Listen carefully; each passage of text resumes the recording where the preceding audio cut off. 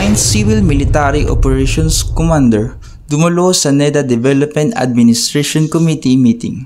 Dumalo si Lieutenant Colonel Jenny B. E. Danyas, ang commanding officer ng 9th Civil Military Operations Battalion sa National Economic and Development Authority o NEDA Development Administration Committee meeting bilang kinatawan ni Major General Noe Alberto Q. Peñafiel, Commander ng 9th Infantry Division na ginanap sa NEDA Regional Office noong 8 ng Agosto 2024. Nagbigay si Lieutenant Colonel Danyas ng komprehensibong pangkalatang idea ng kasalukuyang sitwasyon ng seguridad sa rehiyon.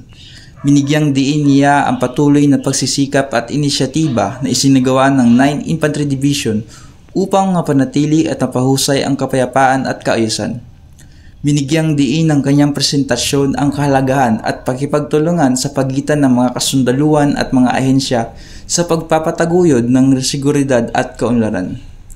Ang inyong kaagapay batalyon ay aktibong nakipagtulungan sa mga stakeholder at nanatiling nakatuon sa pag-unlad ng rehiyon at nakipagtulungan para sa maunlad at mapayapang Bicolandia.